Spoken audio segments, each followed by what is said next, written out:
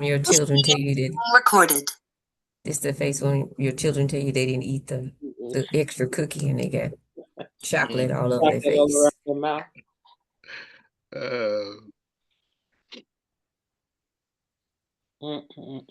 Well, let's see. 2 minutes. Okay, so we are being recorded. MAP5, what is this, May 12th? May 12th.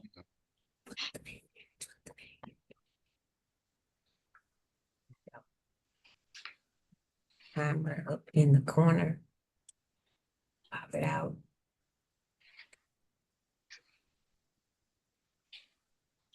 Okay.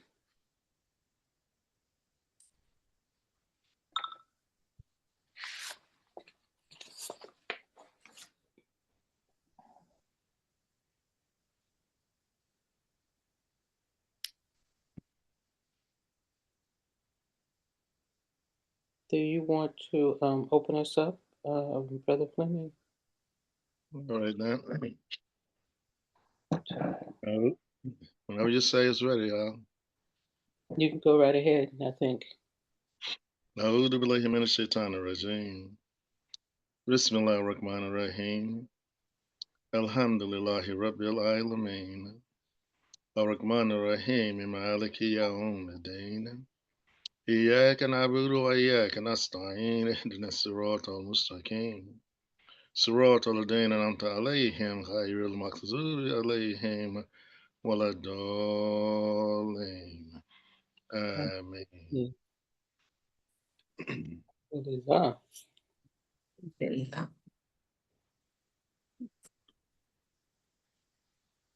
Honorable Cheryl Sudduth. Change my name real quick to the co-host. God, Monday morning. Yes. Is, well, we still have habeas corpus right now. Yes. We have to see for how long. It has been an interesting week since we last saw one another. Yes.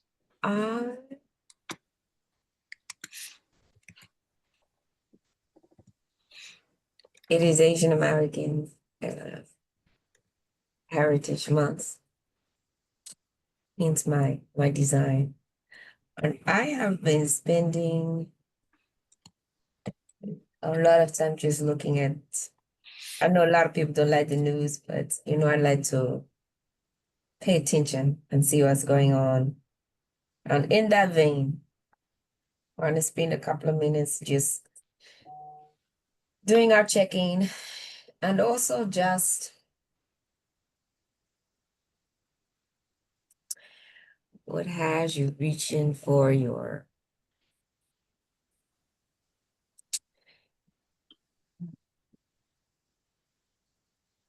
yesterday was Mother's Day. Let's start there. Yes. Let's start there. Let's start with Mama Day. Belated birthday. And Greetings. I know dates to me every day is Mother's Day. We are the birthers of the nation, and we are the nurturers of the world. So every day is Mother's Day. And I know it's a hallmark invented holiday, but I'm gonna take it anyway. So I want to start there. I want to start with something uplifting because we got a lot of deflating news to talk about today. And then we have a wonderful, wonderful topic to get into. So let's start with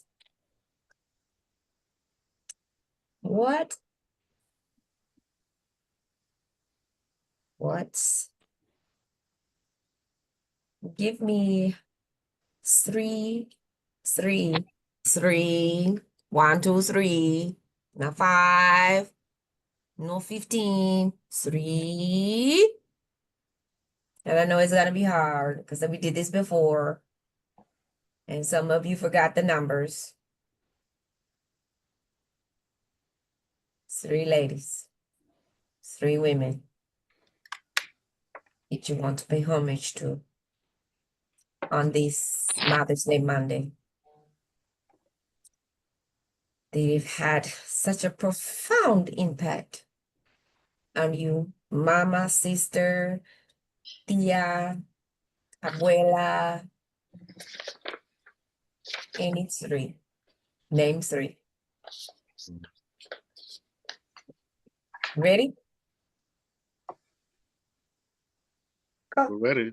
And it's gonna be hard, I know, to limit it to 3, but you only get 3. Don't ask me why I picked 3, but since I can't even say the word, but it is what it is. It's 3. Go. Well, I'll kick it off this time if you don't mind. Inshallah. I'm going to start with someone that's 95 years of age that I had a moment with yesterday by bringing her flowers. That's my mother, Miss Erlenia Sanders Jackson. And just to be with her on Mother's Day 2025, just that alone was so uplifting. Um, and of course, I brought my daughters. They came in for the holiday, and my son came down from Maryland, etc. And we had about 6 of the grandkids here. So we all went over to give her hugs and kisses and just spend the quality time with her. The next person would have to be my grandmother, her mother, Miss Emma Lee Sanders from Society Hill, South Carolina, who gave me my first taste of coffee. She dipped it into some brown bread sugar coffee and gave me my first taste of coffee. And she laughed, I'll never forget that. And she would always tell me, she said, bro, you're going to always be a teacher. Now I'm a young person. She said, the way I see you playing with kids and, how they respond to you, one day you're going to be a teacher. I had no idea she had that kind of foresight. And by the grace of Allah, she passed in her rocking chair. And her last expression was, every eye ain't closed and every eye ain't gone. And that's the way she spoke, very metaphorical words like that. Very powerful, though. And then I have to give, my hands off to Miss Maisie Woodruff, who was a county commissioner in Forsyth County, who got me involved in politics, period, with a simple challenge to me. She said, Fleming, you have 5 children. Who do you think impresses the price of a loaf of bread? She said, politicians do. So if you want to stop complaining so much, get involved so you can also impact the price of a loaf of bread to feed your children. Those 3 I will lift up. I could name at least 30 more, but I'll stop there, trying to follow my instructions. Qué bueno. Madam? Well, following the tradition established by Brother Fleming, I also had my mother, my grandmother, and a third option. My mother and grandmother, both of them are passed, but I think of them just about every day. My mother, Betty Elliott Jackson, and my grandmother, Ali Little John Long. So any Little Johns down there in Spartanburg, South Carolina, I tried to get in contact with some of you, but if you happen, by the grace of Allah, to hear this broadcast, try and reach out to me, inshallah. And the third one, I mean, was honest. The third one, that's where the little conflict came in. Because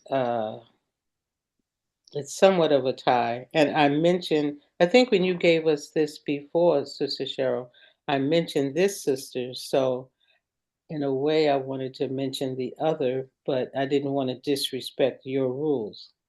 So I'll do a repeat. I'll say Marva Salima Salam, right now of Clayton, Alabama, born in Como, Mississippi, lived in Los Angeles, California, and I met her in Chicago, Illinois.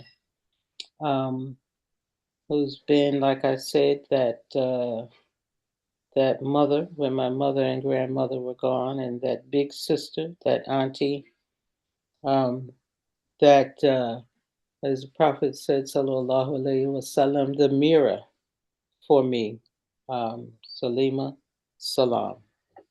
Those are my three. It's todo. Is that what it is? Todo. Todo. Alhamdulillah. And I will tell you that we are vibing this morning because, of course, I cannot say anything if it's no mi abuela o es mi abuela, mi abuelita, mi abuela.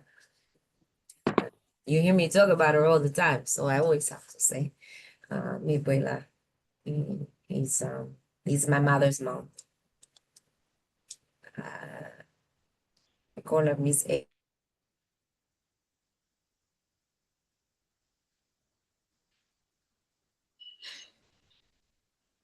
When she passed away, my mother made these magnets. Looks like a cross, and it has her picture in this verse on it. And I keep it. I have a lamp that's magnetic. It's a touch lamp next to my bed, and I keep it, the magnet there. It has one of her favorite Bible verses on it, so I keep it there. It's like she's watching over me. And then mi madre, mamacita, mom, my mom, of course, Ruby. Her name is Ruby. It's a fascinating thing because her name is Ruby. And I was born in April, which of course is the best gems, diamonds. And my of course it's diamonds. My sister, he has emeralds, and my daughter is opal. So we always laugh about these the gems. And so my mother sends to me for my birthday, she sends me this card with this beautiful poem in it. And then she sends a second envelope because right after my birthday is Mother's Day. She says, do not open it until, no, she calls me, she said, did you open the extra card? I said, no, ma'am, I know the rules. Because it says Happy Mother's Day. I said, I know the rules. So yesterday she asked me, you open yet? I said, not until I speak to you. And so I opened the card and it's this beautiful poem. And she said, it's a magnet. And so I put it, and it's a poem about my daughter, and it has my name on it. I put it right above my grandma's. So mi abuela, mi mamá, and the third one is, I'm going to deviate from the two of you and say, mi pelo roja, which means my redhead, my daughter. Mm. And I say my daughter because I have one daughter, 2 sons, 1 daughter, because my daughter has taught me what I would imagine. First of all, I went back and apologized to my mother once I had a daughter.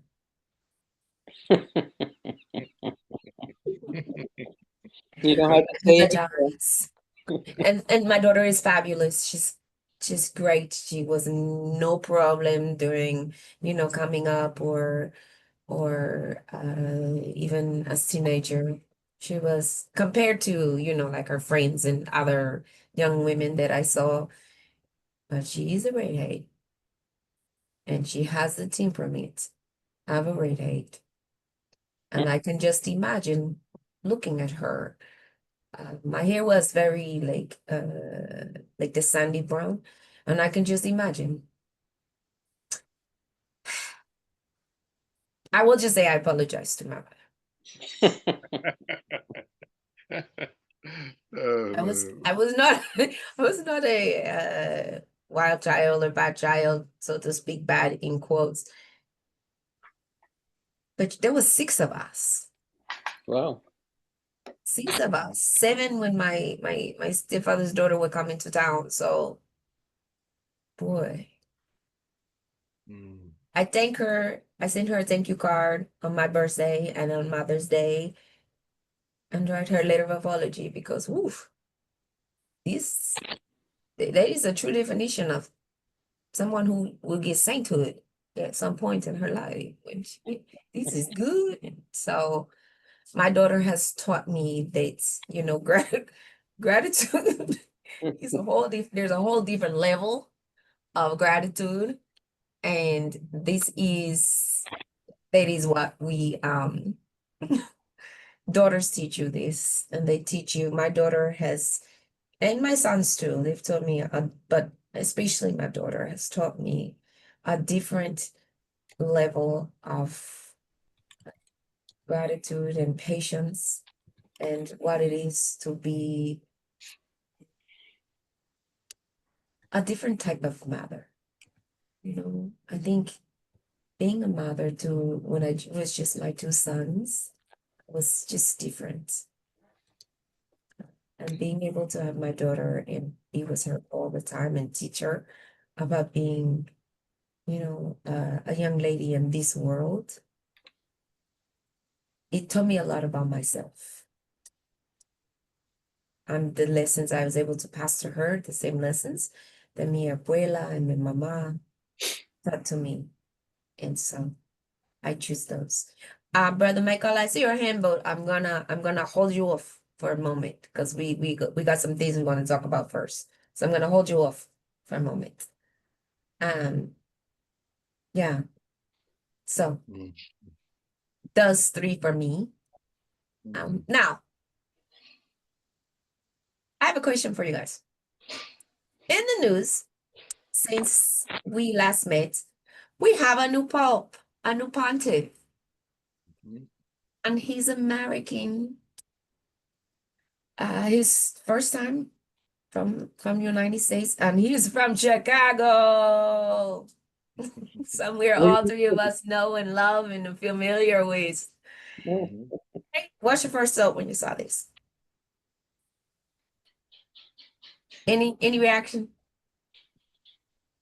Well, you know, I don't speak Italian, but I asked someone, what did that first expression mean in English that he stated? And basically said, peace be unto you. That's what he said. Yeah. Yeah. I And so speak I said, Italian. wow. Yes, you know, that's the brother's right on the mark there, you know. Yeah. But if I could offer 2 seconds about mothers very quickly, 2 seconds only. Absolutely. I was talking to some seasoned brothers who have been around for a while. I said, you know, why is it that Allah names a whole surah after women, Nisa? They're so important in our creation, in our being, in our future, that a whole chapter is dedicated to their importance, to honor them, respect them, to love them, etc. And I said, finally, if we had an image of someone who fed us, we can feed ourselves, who protected us, we can protect ourselves, whose vision guided us, and we can even see, open our eyes, it would be the face of a mother. All right, I'll end there. Well, let me pick up from you, Brother Fleming, because I was going to interject. A friend of mine sent from this quote from Emir Muhammad that the mosquecares.com had circulated for Mother's Day, and the title of it is "Motherhood is the most valuable attribute to society. Woman does not have to have a baby or even be fertile to be a mother. To be a Yes. mother is to be a mother-like leader. Prophet Muhammad sallallahu alaihi wasallam called women who serve the community mothers. So I just Yes. thought it'd be good Alhamdulillah. to reflect on that a little bit. I was happy to get that reminder.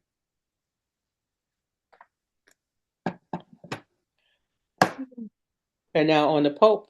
Let me ruminate on that for a second, and then we'll come Okay. back to the Pope. Okay. I'm glad you said that because we focus a lot on politics and political engagement and community engagement. And our Quranic teachings uphold motherhood and women. However, it is not always the case in practice. Why is that? Why is that our practice and our teachings don't match? Oh, okay. Well, There are many reasons why. First of all, the mindset. Well, number one, you have to accept the guidance from the Quran. You have to know it, you have to accept it, you have to submit to it. And by doing that, your behavior should become aligned with the guidance. And that doesn't happen for us in every instance. I mean, we can fall short in any aspect of what the revelation directs us to. I think that is the internal struggle, the jihad, which we really have. So um, the human being has to um, submit our will to God's will, and once we do that, there's going to be a constant struggle to follow the guidance because there are so many things that can distract and influence us um, as we're growing in the world. Yeah, I would just add 30 seconds only. Got me on time, Cheryl. The first ayat, and Al-Nisa says, reverence the wombs that bore you. But I remember Imam Muhammad quite often saying that there's several different kinds of wombs. Yes, there's a family womb, there's a community womb, there's a world womb that we all grow out of, inshallah. But it begins with you making the confession that indeed Allah is first in your life. And Prophet Muhammad is, of course, his messenger. And his example is the best example to follow. So you look at his life and what he accomplished in his life as your best model. I know when I lived in Chicago, and I'm going to make this 5 seconds only, I had a brother living in my apartment, 8700 South Merle Street, who had, in my opinion, not done the right thing by his wife. I'll leave it like that. And he and I had a little conversation about that. And he was under the false impression that he was the macho man in the house and she was supposed to do what he asked her to do. And we sort of got into a little religious conversation. That's the best way I can put it, because it almost got a little stronger than that, actually, because I was not of that mindset at all. And I said, if she was your daughter, bro, would you treat her the same way?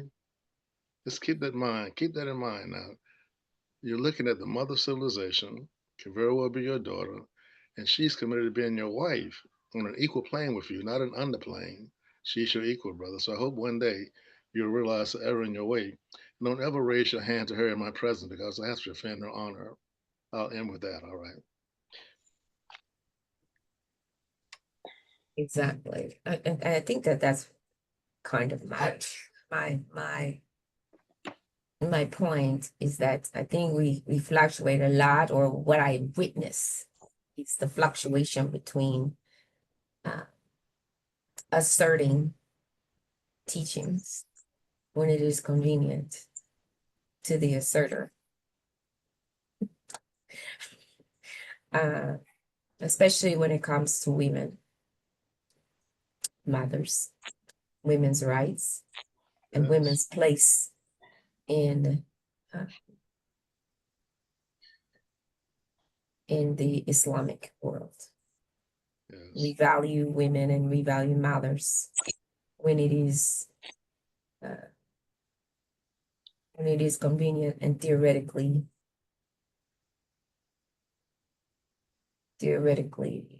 I guess convenience is a word about when it is something that is being said, but when it does not suit the conversation in practice, it doesn't seem to always be the case. And I saw this playing out, especially during this political season. And since this is a political show, so to speak, I want to make sure that I said that, because this was brought to my attention during a women's, especially young women mentioned this when we were having a hijabi conversation. And it tends to be more younger women who will be very frank and honest about it. They don't like being said, told one thing and something else is really being pushed. behind the scenes. And so I just say we walk our walk, we walk our talk. Is that we walk our talk? We walk our talk, right? We say we value women, we value women. And that doesn't mean that you can force women, young girls into your line of thinking because it's your line of thinking. There's not a value. There's devaluing women. Can I take 2 more seconds? Absolutely. This is a conversation. When I left Chicago, I went back to graduate school in Arizona at the American Graduate School of International Management. We had a brother there from Saudi, some from Jordan, etc. I took class with a brother from Saudi. His wife was in the same class with the rest of us, getting our master's degree, right? He literally wanted her to walk, even on the campus, 6 feet behind us. It's a cultural thing, has nothing to do with Quran whatsoever. I've done a little homework on the Quran, a little bit. I know a little bit about it. I said, brother, how did you justify that in the United States of America? He wanted to give me what his father did, what happens in Saudi Arabia and the cultural ban. I said, I'll tell you what, bro. She's going to talk to an American Muslim eventually. And she's going to realize this is not the way it should be in this country. It may be that way in your culture, Ben, but that's not acceptable in this country. And my wife finally got a chance to talk to her, and it ended that whole cultural prejudice because she walked beside us from now on across campus. I'll end with that. But there's a difference in culture, though, in religion by far.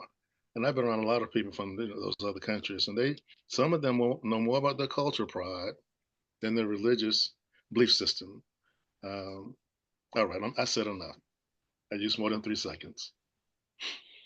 I'm glad you said that, Brother Fleming, because I was going to say that that's really the cultural lens. And on the flip side, when that comes up, you look at, for an example, going to American political system. We have had a woman who was a vice president, never a woman who was a president. But now the people who are so critical of Al Islam, you'll look and you'll see there have been Islamic countries or countries where Islam is the predominant religion, where a woman has been the president or the leader of that country. So, Yes. and then years and years ago, when people used to bring up the point about, well, why does a woman inherit less than a man? Why does a woman have to cover her hair? Why does a woman this, that, and the other? Um, Mhm. Nisa is a chapter that has a lot of the uh, the guidance in practical matters of life. Um, Also, I mean, it's all throughout the Quran, but that Brother Fleming had mentioned the whole chapter of Nisa, the woman. Um, I think it's important, like if we reflect back on what that little excerpt from Imam Muhammad's talk, and I noticed that when he was alive, and if you go back and you listen to some of his lectures, Mother's Day, he always gave very special lectures on Mother's Day that affected or related to the total society. So he always seemed to connect the mother or the woman with the societal life. So that's what I really appreciated about the emphasis that the imam, and I saw him really, if you look back over and if we think back over our history here in the Americas, um, that degradation of the woman was so targeted because um, that underpinned how they were able to continue with the enslavement of people. um, they really degraded the woman so that their philosophy of just slaves in general, enslaved people being property, they could support that by the degradation of the female, in terms of the way she was sold on the slave block, the way that she was forced to be the nanny, the midwife, the breastfeeder of their children, all of these things. And the way I read somewhere years ago, I can't remember where it was, the uh, the the the vulgar word of MF, and you know what that stands for. They trace that back to, especially, I believe it was in Virginia, where there was a forced practice of having the son to have intimate relations with the mother to produce another child. So all of these things were done in this American culture to degrade the woman. And one of the very first things that Imam Muhammad came in and addressed was the role of the woman, the mother in society, and the honor that Allah gives to the mother um, and the woman in the Quran. And so I saw that as a very intentional um, part of his leadership. And we had Amatullah Umani on a couple of months ago, and his putting women in the forefront of his early leadership to teach, to teach the principles of the religion. And to me, that underscored what he brought to us, that mother is the first teacher. And I can remember being in Chicago when he gave the lecture in terms of admonishing the brothers as far as trying to take the children from the mother. He said, if that mother, if she's an alcoholic, even if she's um, a drug addict, don't take those children from her as long as she doesn't put them in a dangerous life situation, because it's in her nature as a mother to nurture that child and to teach that child. And a couple of maybe about between 5 and 10 years ago, um, I came across an article that talked about how the connection of the fetus, and Cheryl, you as a scientist, you may remember it. I think Chimera was a part of it. I have it somewhere in my files, but it talked about how the child is connected with the mother through that umbilical cord, and how the the flow of the mother's blood goes through the child and it creates a marker. And this is why in genealogy they're able to trace through the mother your family tree, because of that mother's blood flow going through the child. Um, and it's a marker on the child's DNA. And we look to the Quran, and Allah tells us the I can't think of the exact word, but it's something about it's he doesn't use the word special, but the link, the bond between the mother and the child. And we can go in science and we can find that a part of that physical bond is through the mother's blood flow through the child.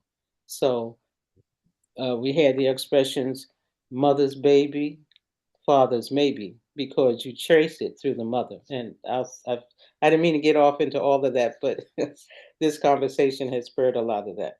Alhamdulillah. Now, can I give my comment about the Pope?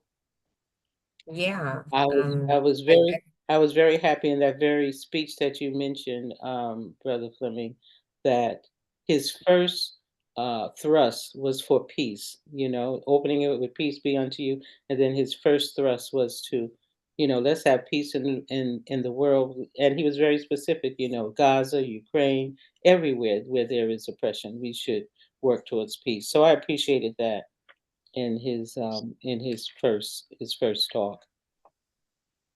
yeah. Yeah,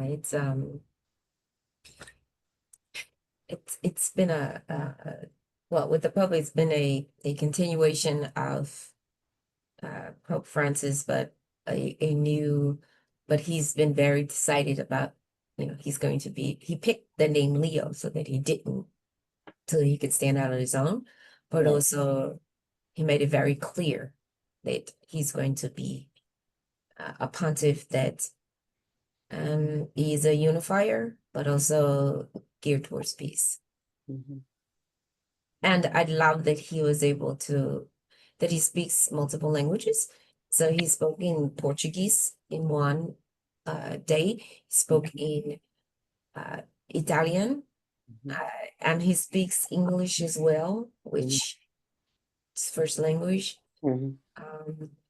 Uh, I like it because I can speak the three that he's spoken so far, I can speak them. Mhm. So I was happy that I can follow along. Uh, I think that it's interesting that it is American. So, you know, the people in Chicago are ecstatic. And I think that it's they did an article and they said we have two world leaders from America and they couldn't be any more different. And I just thought it was just and that the other American leader could learn a lot from this new one. So we'll see. We'll see how that happens and how he's going to shape the discourse for those who claim to be making political decisions based on their religious beliefs. Mhm. Because there's a lot of Catholics who claim to be making political decisions based on their religious beliefs. So we will see how this pontiff is able to shift the narrative for those who claim that their previous decisions were based on that, because this pontiff is saying, no, we don't, you know, that peace is an overriding, uh, what's a word, uh, like push, Impetus. impetus for why we do what we do. You know, you cannot use these excuses to harm people because you know your end does not justify the means. Mm. Mm. So you cannot harm people because you want this.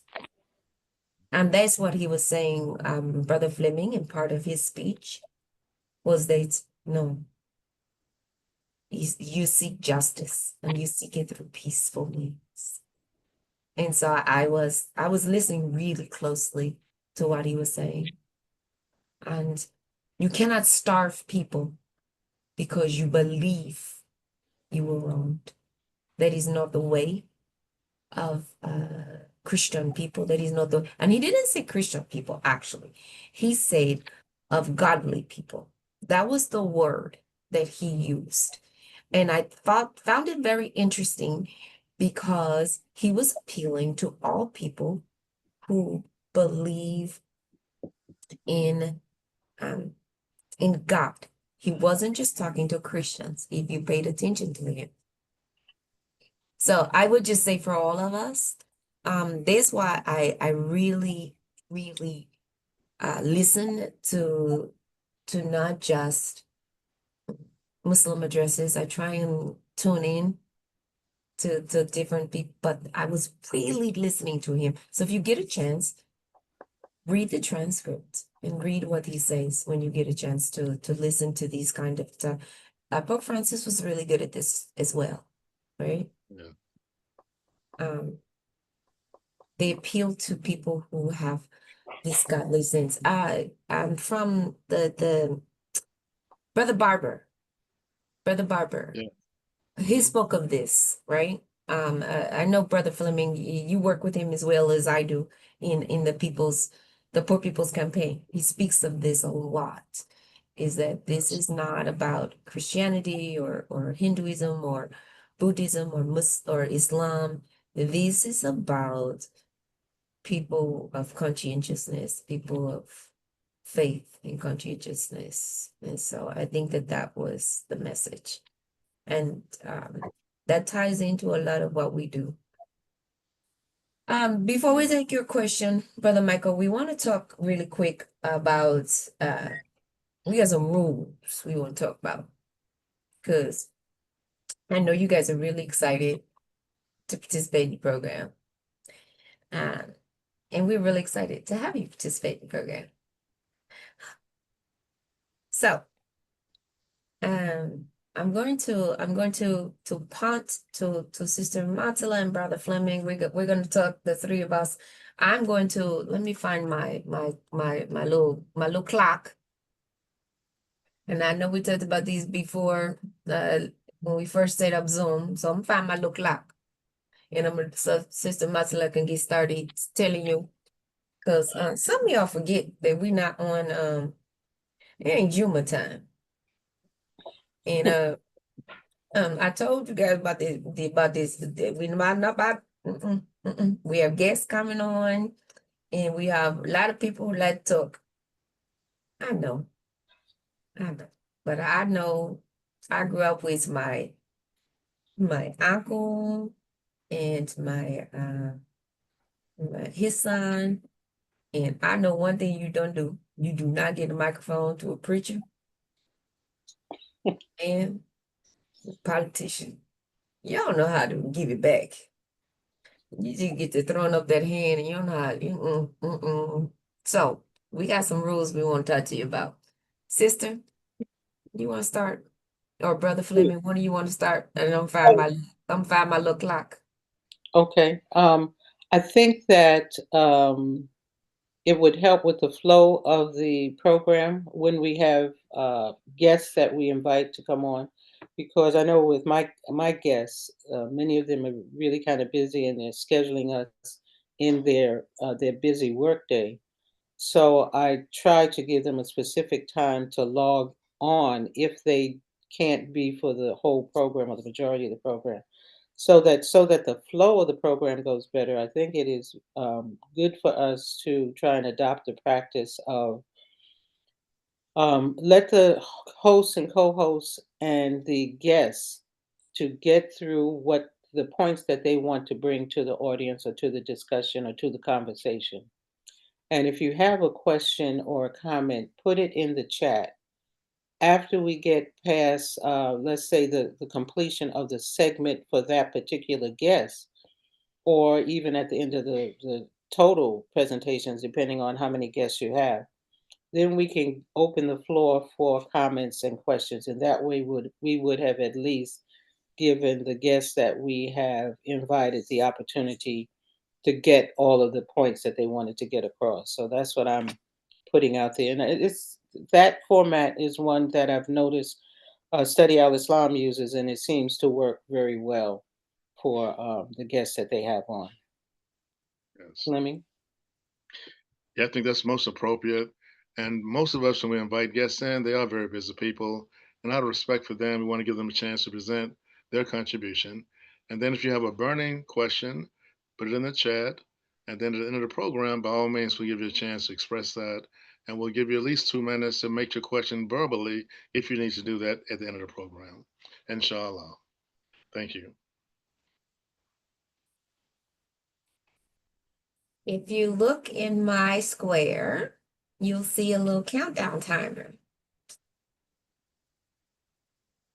It's telling you how much time you have to speak. And if you see, it starts changing colors as the time goes down. It went from green to yellow. We'll start with 2 minutes. And then when you get under 30 seconds, it's going to change to this beautiful pinkish red. That means you need to start wrapping up your comment.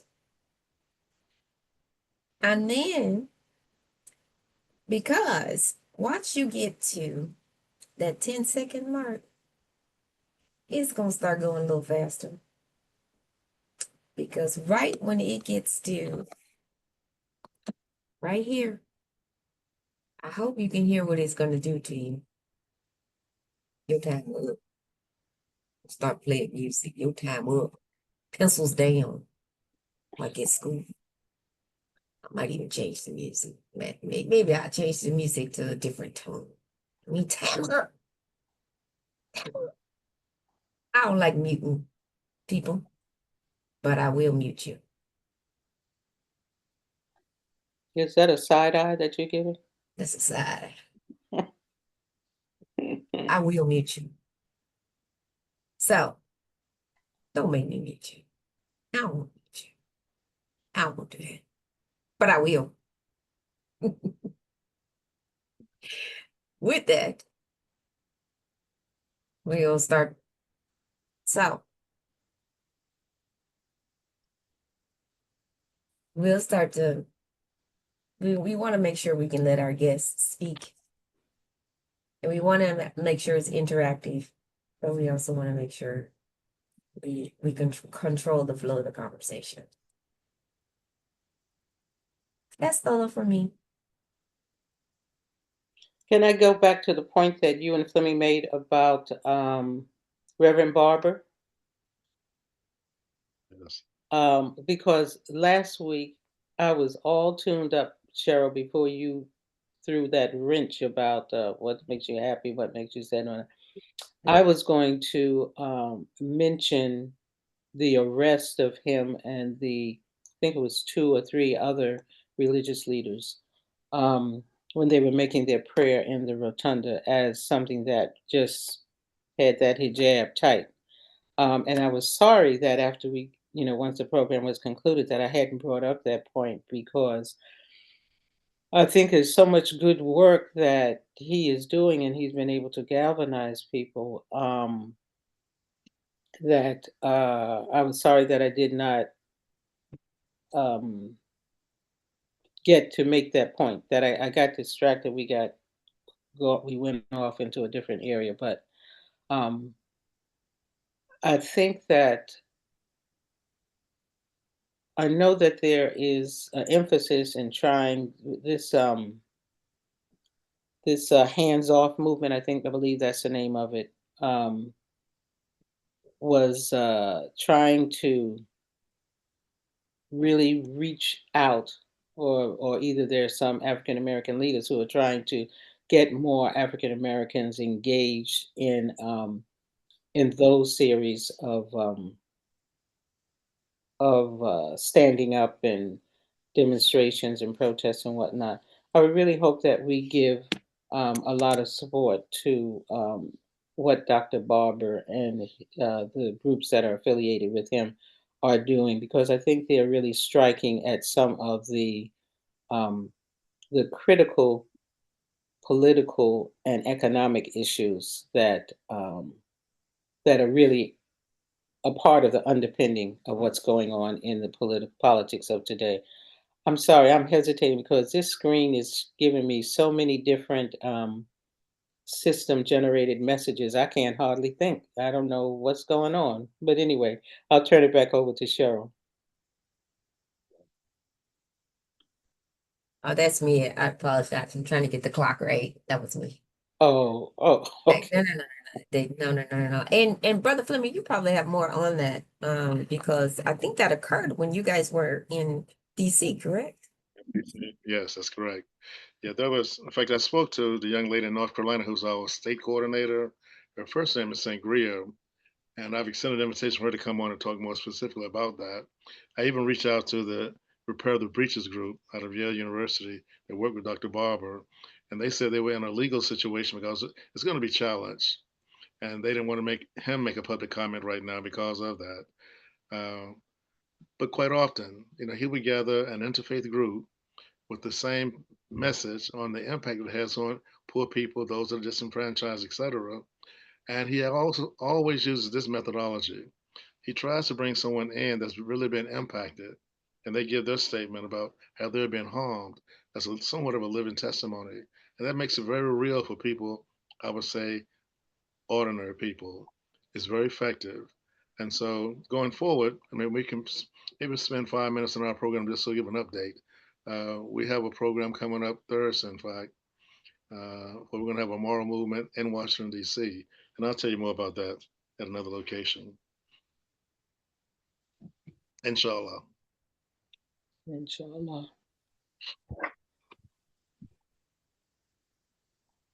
So, Michael, Amin, you had your hand up. Yes, ma'am. I was told I was being considered for co-host. We didn't Okay, come I'm to, on the clock. I'm on the we, clock. we All didn't right. come to Cheryl on that yet, Brother All right. Michael. I'm on the clock. Imam Muhammad, he offered this in terms of mothers. He said every mother should go straightway to heaven, and especially if they've had babies in August, in the summertime. Uh, there is a translation of Surah and Nisa where Yusuf Ali gives the what do you call it? The translation of Arham being the wombs that bore you. More functionally, Imam Muhammad translated that as the female entrusted ties of relationships. And lastly, is scripture the lies in scripture or the misreading of scripture that makes the relationship of mother in the society, woman, females in the society disrespected, but specifically the the Catholic Church, identifying women not having souls and being the accomplice of the devil and bringing the fall of man.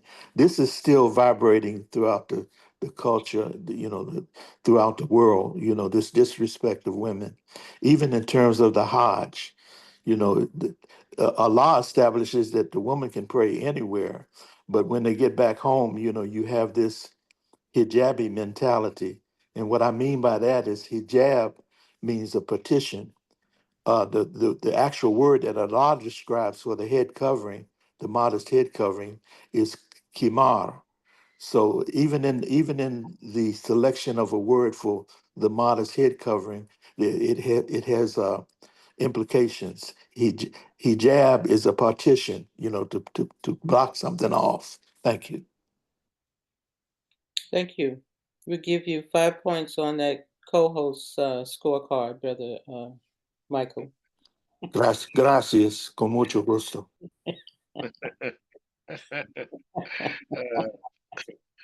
I better share this thought before I forget it. Some of you probably have the Imam Muhammad's presentation at the Vatican when he spoke, years ago. And I think it was John Paul II was the Pope at that time. But what he said in that speech somewhat parallels to what our most recent American Pope said in his delivery. And I went back to read it a little carefully or to listen to it. Very, very universal appeal to the value of the believer and how we should all be working together toward a common goal. Um, Much to be said about that in the near future, inshallah. Inshallah.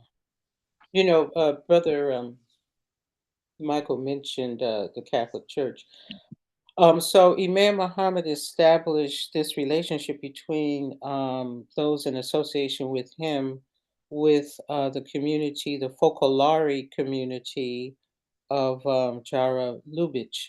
And this past Saturday, throughout the country, at various locations, masjids and Focolari centers, um, there was a commemoration of the pact that had been established between these two community leaders. And I was able to attend the one that was at Masjid Warathin in Oakland. And I was so happy that I attended um, because uh, I was able to achieve a goal that was part of my reason for attending. Um, During the years that there's been interactions with the Focolari, I think I may have attended one thing. Yeah, I did attend one thing that was at Masjid Awara thing, but I've not been involved in that interfaith connection with the Focolari between children growing up and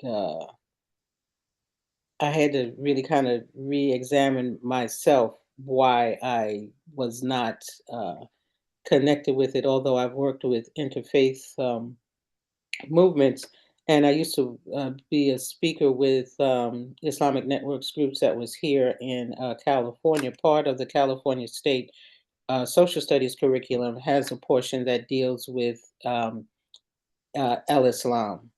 And so Islamic network groups that was established by Sister Maha El-Junaidi many years ago um, would had a cadre of speakers that would go in to the public schools and I would say put meat on the bones or have a live Muslim there that the students could interact with and ask questions of to get a better understanding of what was contained in the social studies curriculum. And as a result of that, I went to a Catholic school that was in San Francisco. I was living in San Francisco at the time, I believe. Yeah, I was living in San Francisco at the time. So this was over 35 years or so ago. Um, and I met this sister, Sister Margaret, and in my personal experience, I went through 12 years of Catholic school education, so I'm very familiar with the approach of nuns, let's say. And so Sister Margaret, after I did that presentation, she would periodically have me come back. And I think because of my education in Catholic school system and that experience, which was positive, um, I felt that I had maybe put in my time with Catholic interfaith. But anyway, I was going to do the Focolare meeting because if people remember back in October, I think it was September, October, um, we had on representatives from Friends of the Congo. And then recently, back in April, when we had Sister Carrie Crawford from Friends of the Congo, she mentioned that they were putting together and going to engage in a prayer for peace for Congo, um, Palestine, Sudan, Yemen, Ukraine, or just a general prayer for peace. So in the Congo, I didn't know this until recently that there is a huge, huge population of Catholics. Catholic Church is strong in the Congo, and so I mentioned to Carrie that we have had this association with Focolare. So my mission Saturday was to try and get a contact that I could put Carrie in contact with for this prayer campaign.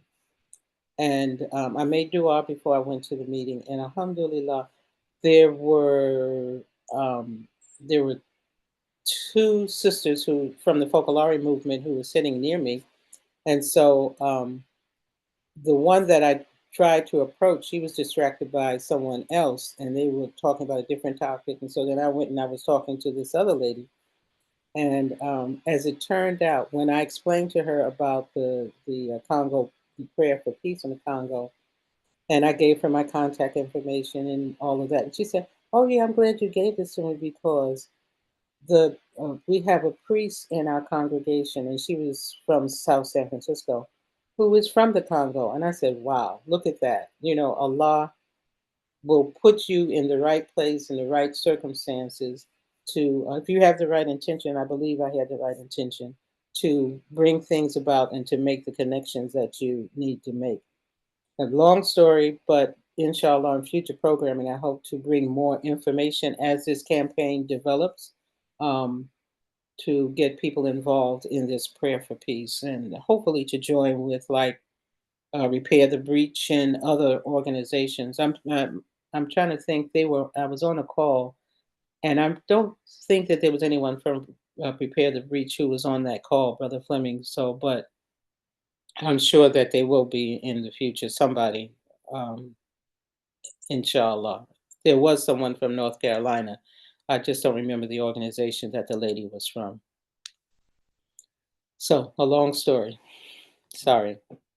And note, I do not preface mine with I'm gonna take 30 seconds or and then go 5 minutes. I just go straight for the 5 minutes.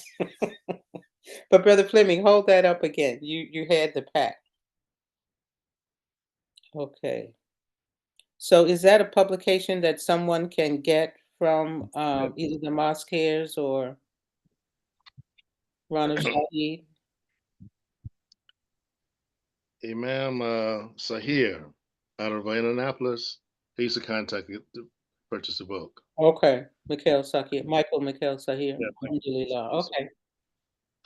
and I was blessed to be able to meet her in New York City when Imam Muhammad brought her to New York at Okay. Masjid al-Shabazz to Mm-hmm. hear her presentation. So, alhamdulillah.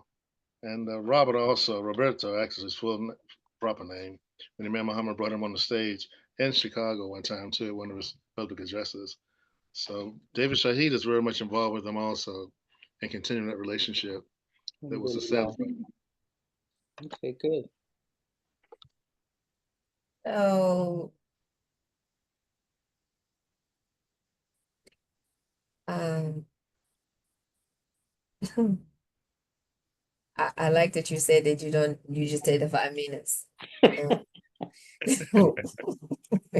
They, it is what it is, right? You just did the 5 minutes. Uh, take it. Uh,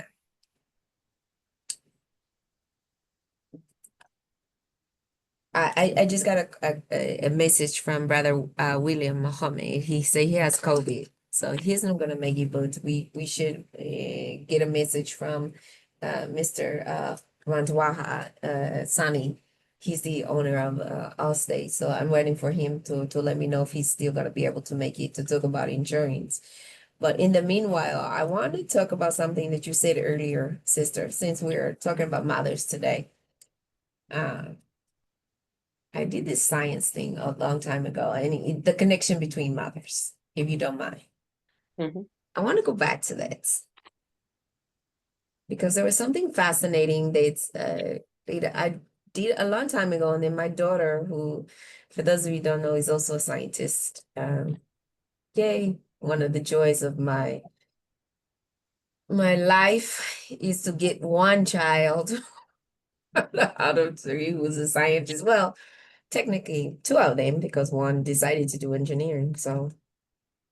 It's a science, but to do a life science, get one doing life science, it's joy. So I got all three of them in STEM, somehow in STEM, but to get a actual life scientist. So there was a study, they showed that the connection between mother and child is really deep. Most people know this intuitively, except this particular study. So let me back up. So most people know that it's, the mother and child bond starts really early. You may not know that bond starts at the moment, pretty much conception, right? It starts, it's a really profound bond because the child not only depends on the mother, but the mother's life a lot of time depends on the psychological, the physiological, there's an exchange between the fetus and the mother. There's these the biological materials that the mother exchanges with the fetus is there's a maternal fetal bond, and I'm saying it that way on purpose. That happens, and so the total molecular exchange it becomes this really key determinant in the upon the birth of the child of how that person's health will be over their lifetime.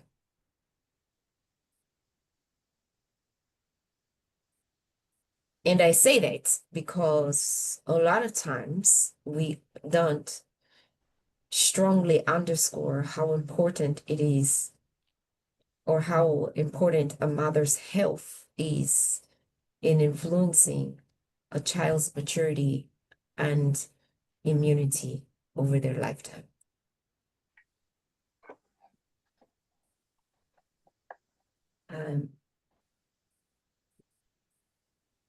When we look at the mortality rate of Black women and indigenous women,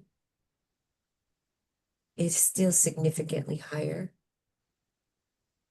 The last statistics they have are in 2024, and it's still significantly higher than white women and Asian women. Latino women is in the middle. And it can be traced back to the nutritional and prenatal care of Black women and indigenous women.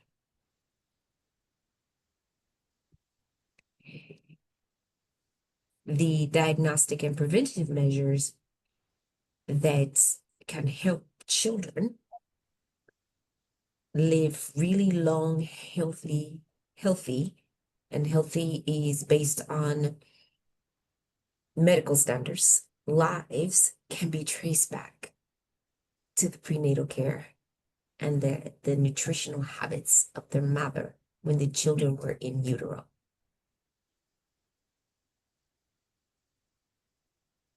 Because their very first connection, their healthy connection, is that right there. So science can do a lot of things, but it can undo the damage of that first maternal fetal bond. So mothers truly do have the very first connection. So the earliest connection, of course, is made after. I'm gonna get a little scientific. So tell me if I get too scientific. So the very first connection is gonna be, after the fertilized egg transforms into the cells that form the embryo and the placenta, and then the organs that start to provide the oxygen and the nutrients from the mother to the growing fetus happens. And then, the genetic networks that allow the embryos to establish this really healthy connection from the mother through the placenta, and which, if you remember your, what is it, middle school, let's say middle school science, you know that the placenta is where you're going to get most of your nutrients, right? If you identify all of the genes that are coming through, the placenta forms these cells that are going to push through the maternal tissue, and all of the oxygen and the nutrient exchange that's happening. Any failure in that process can lead to like a number of the disorders that we see happening in the children. And it can result in like the preterm births, preeclampsia. It can cause the mother's blood to like rise dangerously. We have a lot of Black and brown women with not just high blood pressure, what's the other one, like gestational diabetes. Yes. You can have intrauterine growth restriction, which is like when the baby's not growing at the expected rate, growth rate. So this is when most hospitals, most doctors, they have these like targeted interventions where they go in, especially when they have gestational diabetes or they have preeclampsia or they see the baby's turned around the wrong way, and they come in with these really targeted ways to make sure that there's a healthy connection between the mother and the fetus so that they can promote this healthy growth and that the delivery is one that is healthy for both the mother and the child. There's also this thing about anything that the mother is not just eating, but her. If you remember back in, I think it's mostly 80s and 90s, if there's a scare of anything that the mother is taking in. Was it in the 80s, like the big AIDS scare? Yes, it was. It was in the 80s. 80s was HIV scare? Yeah, I guess so. Was it the 80s, I think? Yeah, I think so. Yes. So that's when everyone was fearful that anything from the mother's antibodies was going to transfer to the baby in utero or through her breast milk. So you have to really protect the infant from those kind of illnesses, especially in utero and in the first few months of their life. But the hard part about that is those same antibodies are really, really necessary to assist those infants, the fetus and the infants, to promote them to get the really healthy bacteria in their gut. It's really necessary as a fetus and then in the first few months of life. The same antibodies that can harm them are the ones that they need at the beginning of their life that's going to help them for the rest of their life. And that's what most people don't understand. The ones that you build in your body as an infant will help you for the rest of your life. These are why mamas are important. You can't duplicate it in a formula. You can't duplicate it in a test tube. It comes directly from the mama. The lack of those maternal antibodies, it can lead to like this excessive immune activation in the gut, and it can cause all kind of things with the baby's weight gain. They'll gain too much, they gain too little. Their metabolism is off, their development is off. It can lead to you have there was a period of time where a lot of children were having developmental issues, and the doctors were really confused. Why are we having so many children born with developmental issues? Insufficient growth. They call it failure to thrive. You guys remember hearing that a lot? Yes. Failure to Yes. thrive. A lot of that came from that period of time. Remember, they called them, I don't like this term, but I'm going to use it, crack babies. You remember that? Yeah. And they called them, they said, it was a failure to thrive. And a lot of that came from mothers who were, and now you see it a lot with meth, people on methamphetamines, or, people who are any kind of substance abuse, but especially drink a lot. If they're malnutrition, if they just, and now we're seeing it a lot if we tie this to the political realm, in Gaza and Yemen and Sudan and places that are war-torn countries. We see it a lot with mothers who are severely malnutritioned.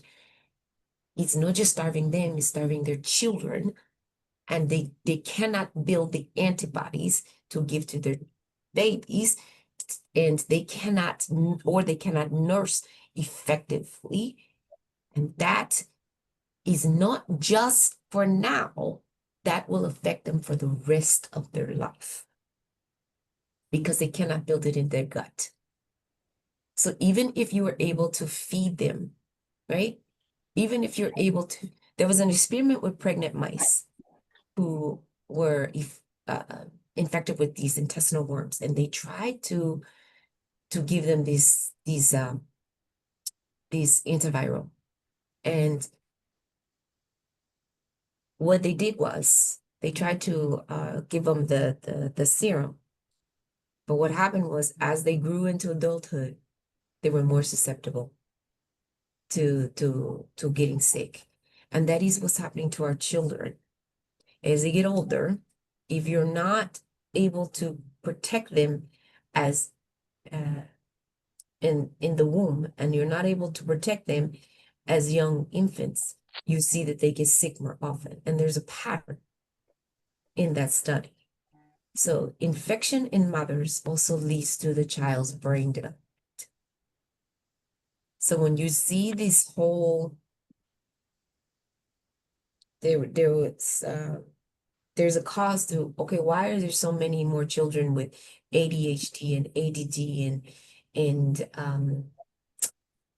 Autism. autism and mental capacity illnesses. If you trace it back to what were the mothers eating, what were the mothers doing, were the mothers smoking, were the mothers taking drugs, were the mothers not eating certain foods, were the mothers eating certain foods, were those foods infected with certain foods, and trace it back to that molecular connection between the mother and the child, or the fetus first, and then the mother and the child, and you will see this remarkable impact the connection has for the babies to reach their developmental potential. As you were talking, I was looking LinkedIn. I guess I don't access it as often as I should, but there was a post. I guess it was over maybe 4 to 6 weeks ago, of a sister who was doing a study on the maternal Mm, death rates.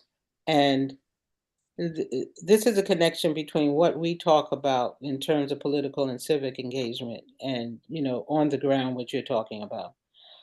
Um, the study that she had been engaged in for several years, the executive order immediately stopped funding on that.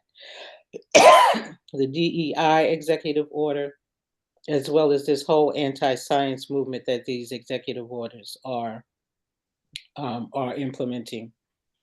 And so she was very distraught, and some people, tried to offer different suggestions on how she might be able to continue her study. And I didn't find it here right now, but perhaps I can look a little more thoroughly, um, because I think she has started a fundraising, an independent fundraising kind of campaign also to be able to complete the study.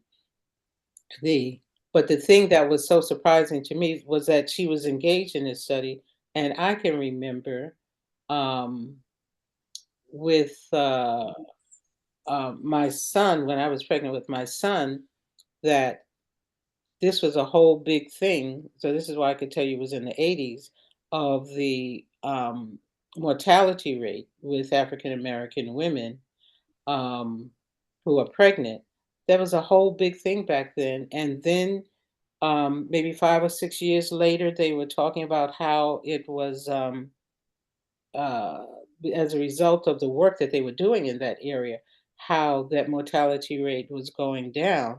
And then I was just surprised to find out back here now, 35 years or so later, it's back up again, and so for the policies to be implemented by this administration that cut off that kind of research, that is additional proof of, in my mind, maybe not in anyone else's mind, of the ineptitude of this current administration, and why it is so important, so very important, to be politically and civically engaged, so that um, we can put pressure on these Congress people that don't have a backbone to stand up against, and don't just rely on the social organizations that are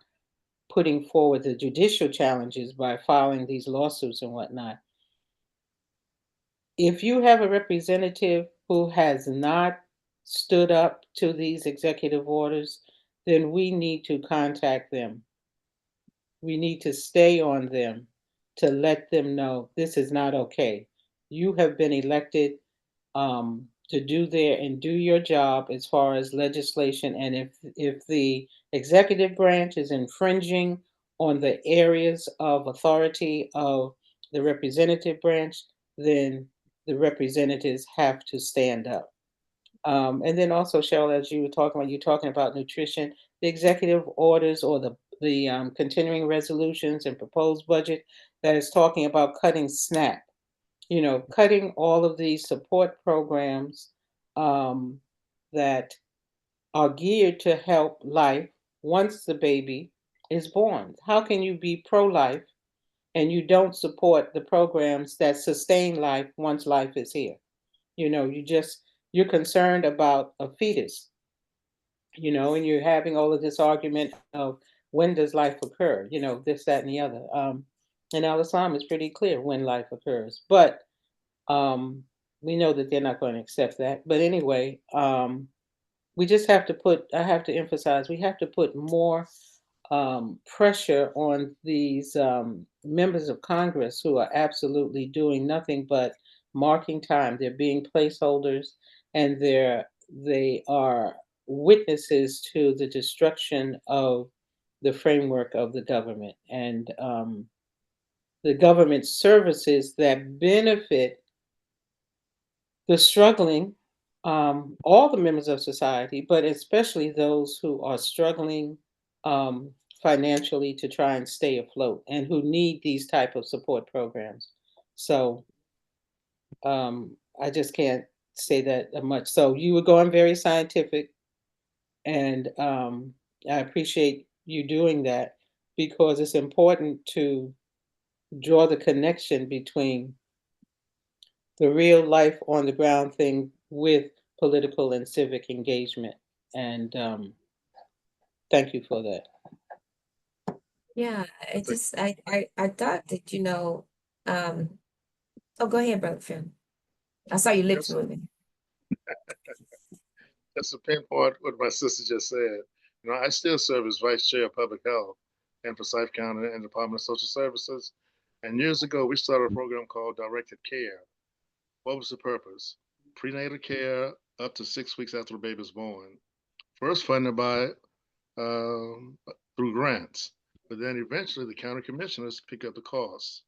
Now they have a limited number of people they can put into the program, but the stimulus was the disparity of infant mortality among our people versus, I'll say, the general population.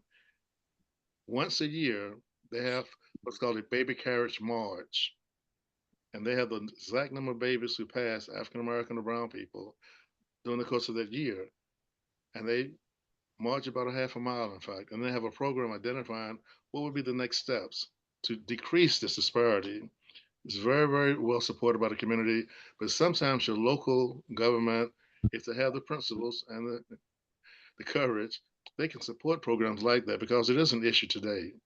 It is a real issue today. Um, and I just want to say, I've been in the living room 6 times with my wife. Brothers, there's nowhere in the world you could have a baby. And I'll turn it back over to you, Cheryl. I just there's another thing that I wanted to tell people that I found when we were researching. There was this there's this phenomenon. I don't want to freak you out, but there's this phenomenon that scientists discovered that there's children's cells living in their mother's brains. Yes, that's from that flow, that connection between the blood flow. And now, men, you don't have to go through this. So go back to what Sister Amatullah say. Mother's baby, daddy's baby. Daddy's maybe. So, that's that link between a mother and a child that we always talk about is so profound. And that physical connection that is so deep that's this why, you say a mother goes crazy over her child. Maybe because it's in her brain. She can't help it, right? There is a psychological, a physical, a physiological bond between a mother and her child, whether it's during gestation or afterwards, that when you see something like a mother in who, when she sees something happen to her child, she legit might be losing her mind when someone harms her child. They share, like my daughter always says, she made these joke once. I was lying in bed. My husband and I are lying in bed watching television. My daughter comes and she crawls up between the two of us. And husband's like, what are you doing? Go back to your own babe. She say no. And she comes and she nestles up next to me and she hugs on me.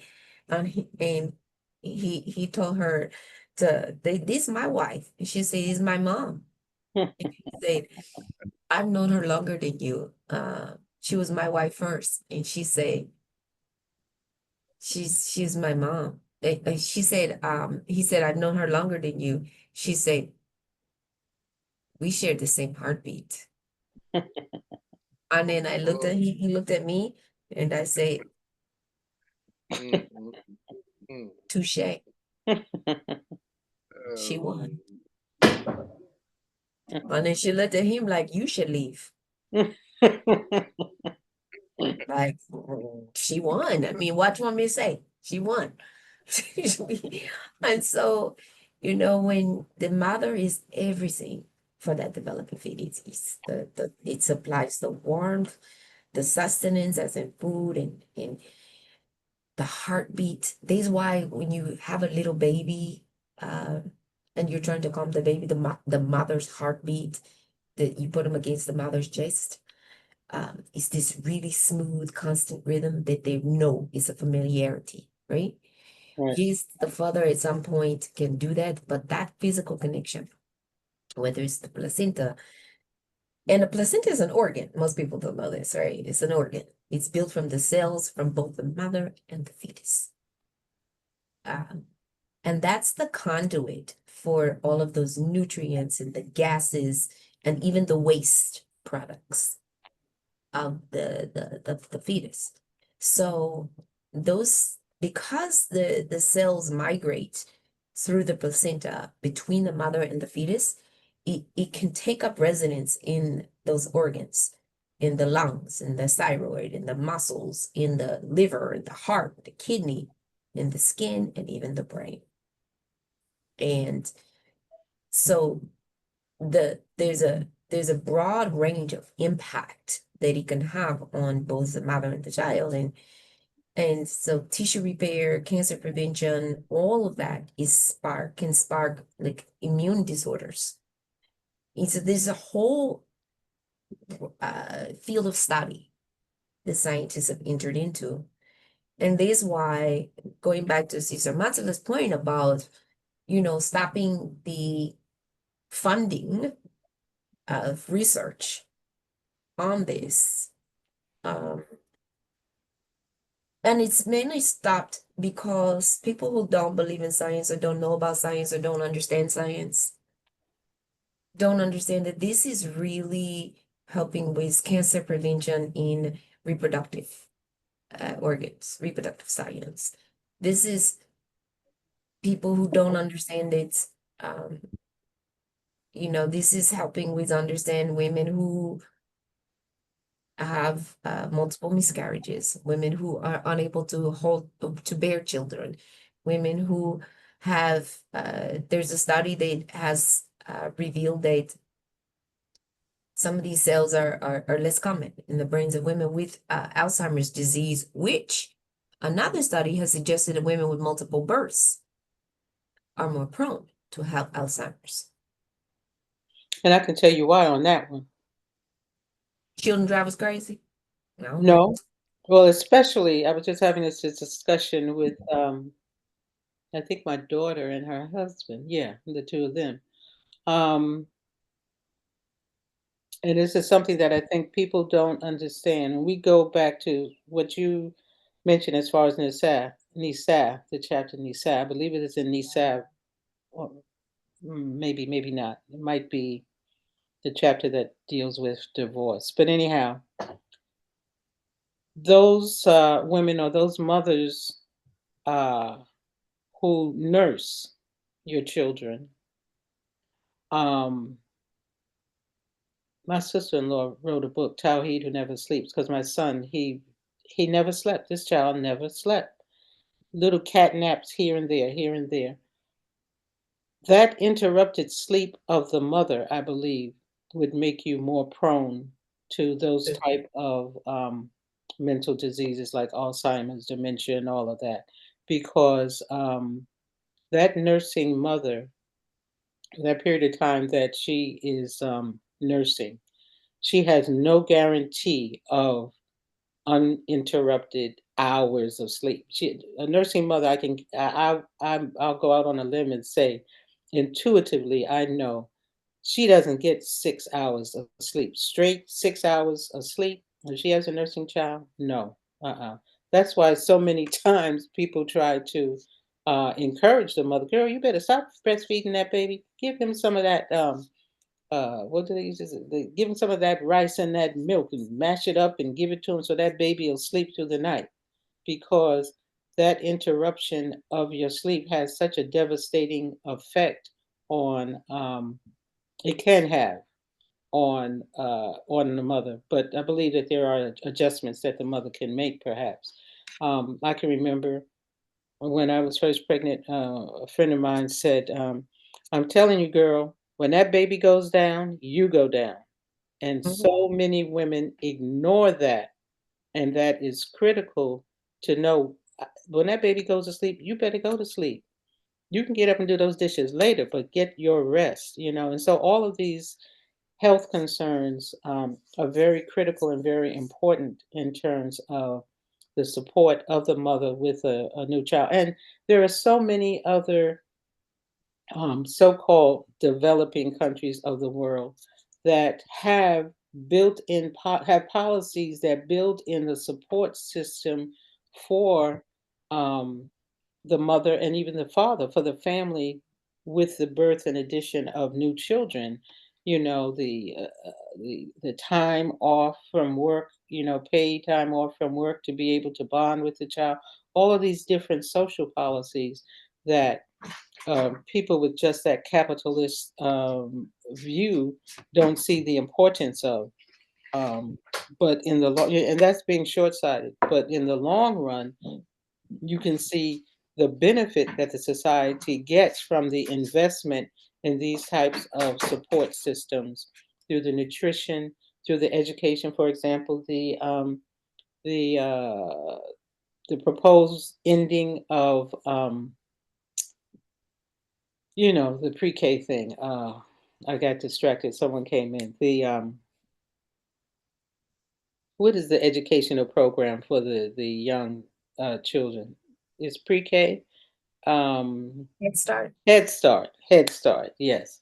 You know, and this is why I said we have to. Someone put in the chat. You know, as far as these political operatives, yeah, they get our vote and then they listen to the lobbyists. I don't disagree with that, but that doesn't mean we don't fight back. We got to stand up. Um, your constituents who got you in, they should have more power than the lobbyists. Yes, the lobbyists help you with your campaign, but we have to remember the counterweight that we have is our vote. And if you know the person hasn't been carrying out their duties, it's our obligation. I don't care how many ads come across Instagram, TikTok, the TV, the radio, or how many um, campaign flyers and whatnot you get in the mail. You know if your community, you know if your life is better. And if it isn't, vote your interests. Don't vote against your interests. Vote your interests. And we got to turn this around. But I want to ask one question completely off the topic. I hope he Okay. can talk. I see that Brother Ishmael is on. And I meant to ask him this question last week, but I didn't get an opportunity to. Brother Ishmael, has your daughter graduated? Why don't you give us an update on her educational journey, if you can talk? I can. Thank you. Assalamu alaikum, everyone. Thanks for asking. Uh, Can you hear me okay? yes, coming Yes. loud and clear. Okay. So yeah, you knew her story. So she did graduate early last year. So at the end of her junior year, she finished school. So that summer she didn't do anything, but that next school year she got her associates. So she finished all her classes for associates. So she has her associates. Uh, so she spent half. So she had one semester off basically where she didn't go to school at all. So which is this semester going on right now. So she plans to go to University of Houston um, in the fall, inshallah. That's where everything is planning. Okay. So Good. Alhamdulillah. and she wants to. She says she wants to do child psychology. She's still on that, so Alhamdulillah. I'm trying to gear her. I'm trying to gear her to maybe get her bachelor's in something else and get a doctorate in psychology. But we'll see. We'll see how it goes. But thank you for asking. But yeah, she's a special child. I was talking to Brother Mark the other day, and you know how teenagers, they want to go out and do all that kind of stuff. But she has one friend that she goes out with a lot. They want to go out to eat. They may want to go to some party or something, but she wants me to take them and kind of wants me to kind of hang back. So I'm like, yeah. He said, man, most people those girls or boys that age don't want their parents to be around. So Right. I say, yeah, it's kind of special, but I try to talk to him. I think she wants me around because hopefully I give him good advice and I kind of can act like I can relate to him. So inshallah, once she goes to college, she'll hopefully instill and keep a lot of those virtues that she has. So Alhamdulillah, we make prayer for her, and inshallah, pray thank for you. continued success. And she sees her daddy as her protection. Exactly. Exactly. She's been that way all her life. When we're at home, I probably tell you that we're at home, she's up under her mama. But we go out in public, she's right near me. And everybody thinks she don't have anything to do with him. I said, no, believe me, when we're at home, she don't have anything to do with me. But in public, she's right there by me. So Yeah, it's a good balance. It's a good balance. alhamdulillah, that girl got good sense. Alhamdulillah. Okay, I'm sorry. I had to shift there because she had been on my mind. Alhamdulillah. I think that's great. No, it's a great update. Yeah. Wish you wasn't in Houston. You want to go to the West Coast? You want to come to the West Coast? Yeah, she can come to the West Coast. Okay, I'll see. I always say keep your options open, so we'll see. Yeah, we have some good schools out here. Bring her to the West Coast. After she gets her bachelor's, maybe come to We'll work with her on the West Coast. for a PhD. Yeah, because We work with her, it's good for them to Ishmael. be close to home. It's good for those girls to be close to home, I believe. Inshallah. Yeah, I got some room to. I got some room to adopt a little one. Okay, I'll keep that in mind. Okay. Keep her in mind. Give her in mind. She's not Houston. I got a bad taste in my mouth about Houston after that Warriors Houston. Warriors Houston, I missed that. Oh yeah. Well, Houston kind of gave Warriors a scare. They kind of took them to the limit, so she kind of has a bad taste about that. It's just the way it's the way they play.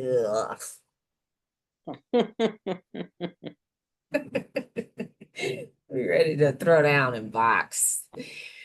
So yeah, this is this other thing that I always talk about with women is similar to you, sister. I will tell you that my own experience with my children, all three of them were born very premature, and it's funny because when I say that, inevitably there's always one in a bunch who'll say, "Oh no, they were born. They were supposed to." No, they were premature, 6.5 weeks early, 5.5. The other two, even after bed rest, the other two were born, almost 6 weeks early. My oldest son was born just almost 7 weeks early, and that's the Cinco de Mayo baby who was born. But he was due almost third week of June. It's born first week of May. However, like what you said earlier, I nursed him when they got out of the NICU. We nursed him all the way. No food, no solid food until it was about 18 months. That was a struggle. It was a struggle because I was always traveling. And so I always had to, I would FedEx breast milk on dry ice to my mother-in-law. Well, I was committed because, I wanted to keep them healthy. And to this day, there's healthy children. And so when I did this research, and I was looking at this research, and when it says that you know, what the mothers do. And I'm telling you, I get ticked off with my husband about a whole lot of things, but this one, he used to sit there and watch me eat like a stalker. Making sure you were eating the right things. Yes, because I'm not that great of an eater. I'm not. Because you guys know I'm vegan and I don't like certain foods, and I'm a very peculiar eater. And the doctor was like, "Oh, you're not getting enough protein, you're not getting this." And so during my pregnancy, during that, especially when my first time, I actually I did eat fish. Uh, but Just he would sit there and watch me eat. He would cook the food, or my mother-in-law would cook something, and they would sit there and watch me eat. And I was like, "Aren't you gonna eat?" No, no, we're gonna watch you eat first. And that's the most uncomfortable thing. So when I would travel, I'd be so happy. And then they call, "Did you eat this? Did you eat this?" Worse than my mom when I was in college. "How many servings of this did you eat? Did you eat these?" And then they pack my food in the morning when I go to work and buy these little bars from Costco. He was have like nuts and berries in it, these breakfast bars. It was great because look at my children. Because when I was pregnant, I just didn't like, I hated eating. I would get really sick in the morning. So I would have to eat a smoothie or one of those nutritious bars. But this study really brings home how important it is. It's not just for the growing fetus, like I said, is the lasting impact for the child later. Because if you look at my children now, uh, that middle one, he is 6'2", 6'3". They're all they're not just healthy, they're all very what's the word, slender. They're very they have very athletic builds, but they're all incredibly healthy. Their body is, I mean, they don't get sick. And if they do, it's very surface. Like I hope I'm saying that right. They're very surface. Like I mean, even I'm like that. I have allergies. Like even now, I have allergies, but I we just don't get like most people get colds and flus and things like that. It just doesn't happen. well, now But you think about in so many communities throughout America where they have what they call these food deserts, where you just have the little corner store or um,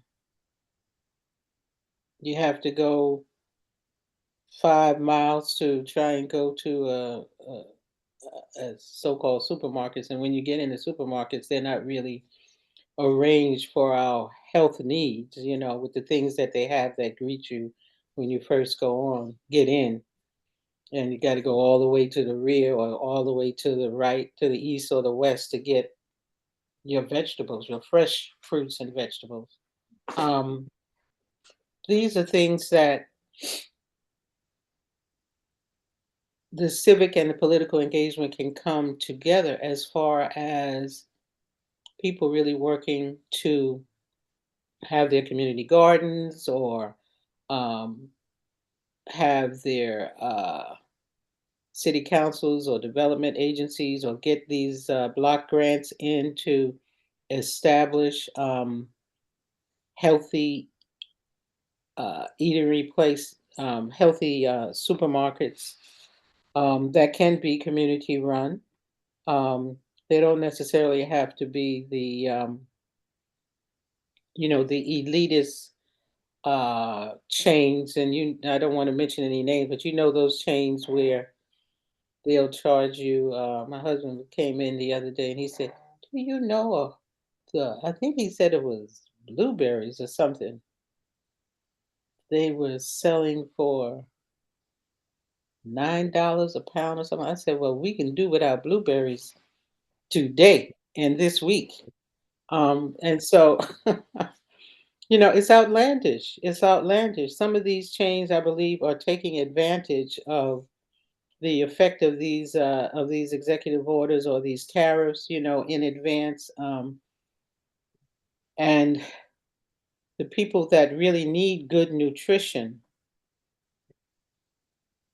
are the ones who can't afford these places that so-called sell you the retail supermarkets. I'm not talking about the farmer markets, but the retail supermarket chains, um, where they have, you know, the organic, either all of it is organic or they have their designated organic sections that just charge so much money. And then also with a lot of the retail chains, the person who may have the EBT card or whatever other designation that shows that they have some kind of food support program, you know, just the disdain with which some of the cashiers deal with conducting the transaction and whatnot. All of these things are really geared towards not being supportive of the people in the society who need support systems. And it's important, I think, for us in our civic engagement to really work to, number one, reinforce and really enhance the support that we give to the people in the community who need it, and change the mindset of how we view folks who might be in any kind of situation, because person can be riding high today, and it just takes, with the way our society is structured, it just takes one um, serious car accident. And it's easy to have those with how crazy people are driving on the freeways and the streets, the local streets nowadays, to send a person into financial peril. And so these support systems, they used to call them safety nets, they're just critical. And we have to force the representatives to maintain and enhance the support systems for us here in America, and stop feeding the military industrial complex, stop feeding the weapons manufacturers with billions and billions and trillions of dollars, and help people to live healthy, happy lives, inshallah. Fleming, you look like you were going to say something. Yeah, I had two thoughts. Let me see if I can recall them. You know, the criteria for analyzing any kind of government policy should reflect or be reflected in the preamble to the Constitution. You know, if it doesn't address those six purposes why we have a government, then the merit of it should be challenged. And that goes for any policy that the government tries to get passed, especially so called executive orders lately. But I want to also add this too. In terms of community food access, there are food co ops that try to purchase fresh food from local farmers in the area and provide a reasonable price for those products because they come from local farmers. We have a very successful one over in Greensboro. The one in Winston didn't get the kind of community support that they needed, and so they rely heavily on those. There's a name for that group, but they specialize in natural foods. But the food cost there is very challenging, and they take a lot of pride in making sure everything is naturally grown. But for the average person going in there, it's not really reasonable economically sometimes. And I wanted to add just a little commentary on feeding children. My wife breastfed all of our kids, right? And I have to ask Allah to forgive me because our first child was born in 1974. She would breastfeed Fleming, and we thought at that time that bean soup pureed would help the child grow up and be very healthy.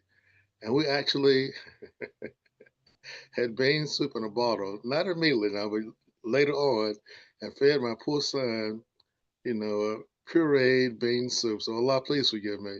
Thank God he survived. He's healthy now and very successful. But we went into the Lamar's natural childbirth classes then, trying to do everything naturally, So that was the mindset back in 1974. But you very rarely hear of Lamar's now. It was an effort to try to get, husbands more involved in the whole process of giving birth and helping the mother as much as they could. And I'll never forget, I tried to hold my wife's hand on that third trimester on our first child. Big mistake, big mistake, big mistake. I thought she broke my 2 fingers. I didn't say anything. I acted like I was not, but I remember that pain very, very much so today, as if it happened yesterday. So I learned my lesson. Leave her alone and just breathe with her. But don't you dare put your hands on her during that moment of delivery. You'll pay the consequences. Oh man. Oh, Allahu Akbar. Don't fall asleep. Yeah. Mm, But mm. if you would tell me, I would walk the babies whenever she fell asleep and the baby woke up. She said, "Baby, it's your turn." So I walked those babies. I probably put 2 or 3 miles in the house trying to get them back to sleep, you know. But I enjoyed that. I'm I talking about enjoyed during childbirth. My husband has nerve to fall asleep. Like, what are you sleeping for? Why are you tired? it. What are you Yeah, I was, tired for? look, she took a picture of me with my baby on my chest on the couch, sleep. And I got my hand over his back, you know, holding him to my chest, you know. She done all the work, of course, quite naturally, but I was still trying to comfort the baby. And I did I'm fall sorry, asleep. I fellas. will I'm sorry, fellas, but I'm not sorry. What are you tired for? exactly. You don't get to sleep. Wake up. I think I So threw a true. shoe or something. I threw a remote.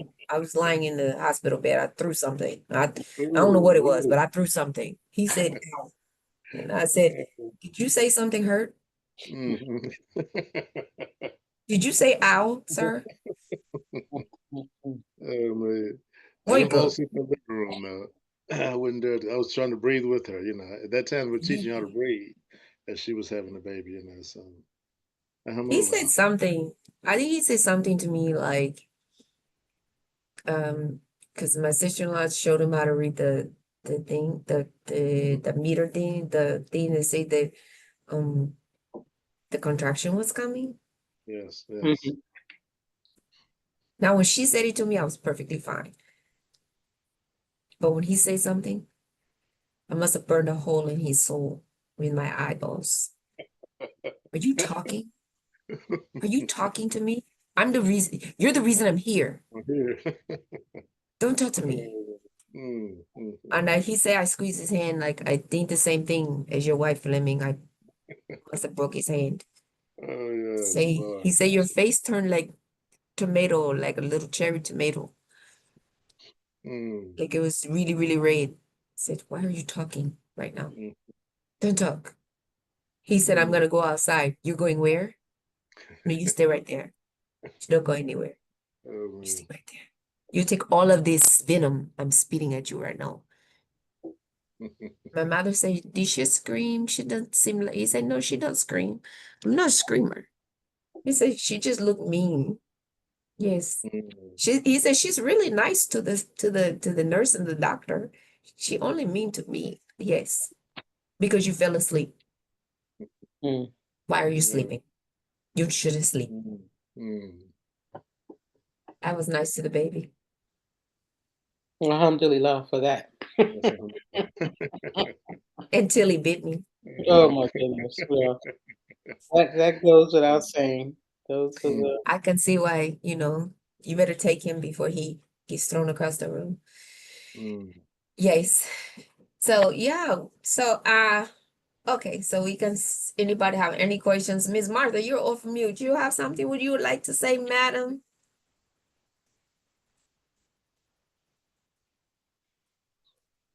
she may be multitasking. I don't As we I don't as see we often do. yeah, As we often do. I don't see any questions in the chat. Maybe if anyone has a question or comment, we're almost completed with the program, so we can. Slam like this Ishmael again.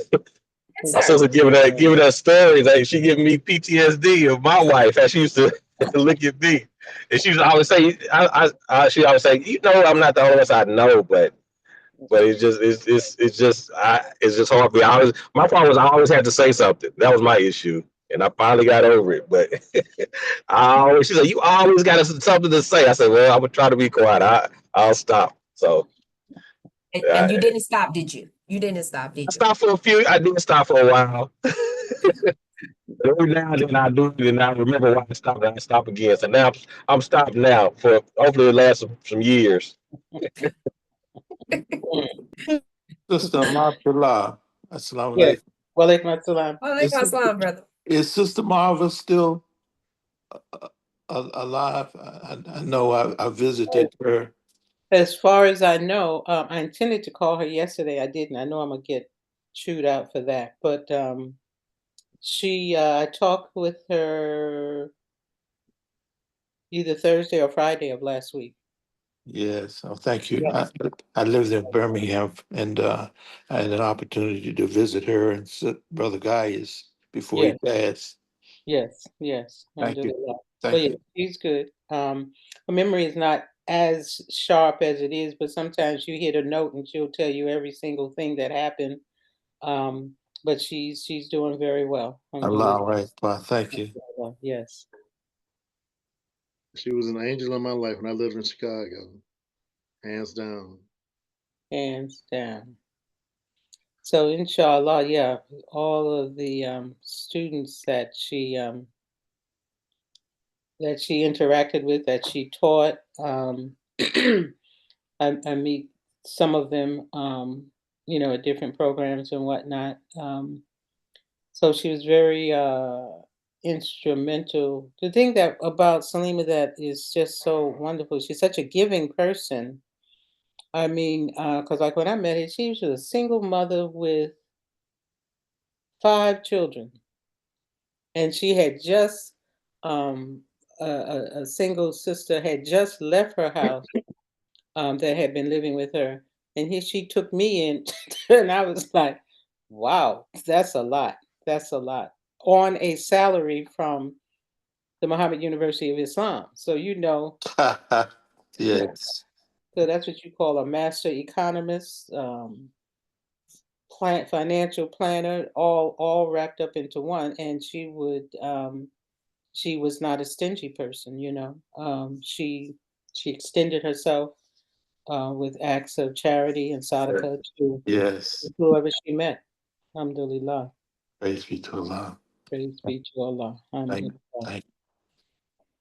So as we wrap up, I wanted to have Sister, could you remind there's an event that's upcoming that was announced last week. Oh, are you talking about the business meeting in New Medina? Could Was you that? remind? Yes. Yes, with Brother Ali from New Medina, which is in Mississippi. It is the Friday, Saturday, and Sunday before Memorial Day. Brother Fleming, do you have, I'm sorry, I don't have it right in front of me. He gave the contact information for those who, I would suggest people, I'm looking around to see if I can find where I put it. Brother Ali gave the contact information for folks who might want to go. Oh, I know you can go to visitnewmedina.com. Visitnewmedina.com. If it's not .com, do visitnewmedina.org. But I think it's .com. And then the other link was newmedina.com. Newmedina.com. To get information on the cost. I do remember him saying the cost was $125 for all 3 days. They're going to have Juma, and then after Juma, they're going to have some workshops, and then Saturday, they're going to have workshops also. And for those who weren't on the call, New Medina was a community established 35 years ago. And first they purchased 5 acres. Now I think he said they have 500 acres. No, first they purchased 85, and now I think they have 500 acres. And they're in the process this year, planning towards getting their standing as a municipality. And they have some farming, and some herding that's going on the property by individuals who live there and who've established that There's homes there on the property that believers have purchased. And it's a wonderful endeavor that is started humbly and is growing, growing, growing. And Cheryl put www.newmedina.org. It's org, okay, newmedina.org. So inshallah, it's not too late. You know, go ahead and go to the link and get the information and register to attend. Make that your Memorial Day vacation spot. There are hotels that are available in the neighboring city there in, Hattiesburg. is it Hattiesburg? Hattiesburg, yeah. Hattiesburg. Very reasonable rates, not far from the location of New Medina, and just have a wonderful time. Yes. Have your s'mores and more. The 39th retreat at New Medina. 39th year having a retreat there. And I was sharing with Dr. Ali that my wife got her PhD from the University of Southern Mississippi in Hattiesburg years ago. And I tried to find that place back in 1991. When she was a student, I couldn't find it. I looked and I looked and I looked, but then it was just beginning to evolve Right, into what it is today. But right. our Is captain it was very Sumter? Is it Sumter, Mississippi? yes, right outside of Sumter. It's actually an unincorporated area, so you have to really know where you're going to find it. But it's visible now. You can see it from the road. Right. You couldn't see it then, you know. But alhamdulillah, a lot of plans down there, a lot of good plans. So I think Elijah Muhammad Jr. is buried there, in fact. Yes, yes, he did mention that. So alhamdulillah. Thank you for that. And before we go, one more announcement. Brother Fleming, what do you have in store for us next week, inshallah? Right. Civic engagement and cultural preservation. Civic engagement and cultural preservation. It calls for preservation. All right. Inshallah, next week, next Monday, the 19th at 10 a.m. And before I give you some Pacific words, time, 10 a.m. Pacific, 1 yes, p.m. Eastern. Thank you you. know, I don't think about me. The East Coast to the West Coast or West Coast to the East Coast, Yeah. whichever you prefer. Yeah. Before I go, I do have one more thing. I know it's 12:02, but I have to say this before we go because it was bugging me all night, and I would be remiss without saying it. What is going on in South Carolina? They So, celebrated. Yeah, South Carolina. And I'm going to put this on people's mind before we go because we're talking about civic engagement and we can just explore it more next week. But I need people to hear this and hear me well. South Carolina just celebrated Confederates Day, yes, Confederates Memorial Day. yes, Yes. And so I get it that people may not care about politics and all of that. But this is what happens when you skip out on politics. right, That you right. have people celebrating Confederates Memorial Day. Yeah. When you celebrate Confederates Memorial Day, You're a traitor. you're taking down anything because you think DEI is horrible. After taking away money from HBCUs, after taking away money from institutions serving indigenous people, after taking away money from indigenous tribes for clean water and fresh food, after taking away money from uh, research that's affecting Black and brown women and indigenous women, after taking away money from institutions that are doing research for cancer and blood diseases, but you have enough money for Confederates Memorial Day for people who fought against the Union for this country that all of us are owners, have ownership in. For people who fought against the enslavement and the brutalization of people with Black and brown skin and DNA for people who brutally murdered, raped, and pillaged Black people in this country, who still wanted to keep them as property rather than recognize their humanity. And you celebrated that because you thought that you thought and still think that that's the good old, that's what you will make America great.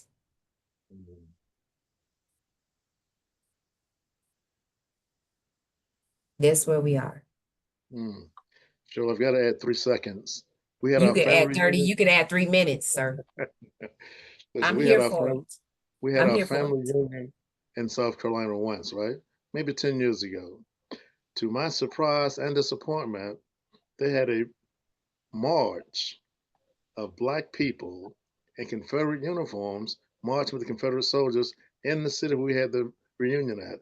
I said I would never come back here again because I'm talking about 10 years ago. I said, how in the world can you put on a Confederate uniform and march with these Confederate soldiers honoring so-called states' rights during the Civil War? You have drank the Kool-Aid and you're drunk still today. But there were brothers dressed up, and I want to throw a rock at them. It's just the idea of you would put on the uniform, a Confederate uniform, march with Confederate soldiers to honor what they did to your own people.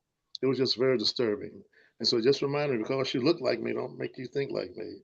And there's a lot more I could say about that, but it is an issue. And this, fortunately, in North Carolina, we finally got a vote for a sister who's been running for Supreme Court justice, finally Yeah, resolved. So finally she got a resolved. seat. Yeah. In fact, she will be officially given the hammer, as I called it, but the thing they Gavel. gavel. Thank you Gavel. so much. Tomorrow officially, 6 months and 2 days later after the election was actually done, just to show the vicious plotting these people try to do to win the election over themselves. Wanted to challenge 60,000 voters to make sure he would win the election. And we thank Allah that he did not win it, and the case is finally closed. But there's a lot we need to do. A lot of education, brothers and sisters, we still need to have to make ourselves more progressive in this country and Yes. more respectful of our own history. Yes. And the celebration or the statues and the flags and all of that, that's the outward sign.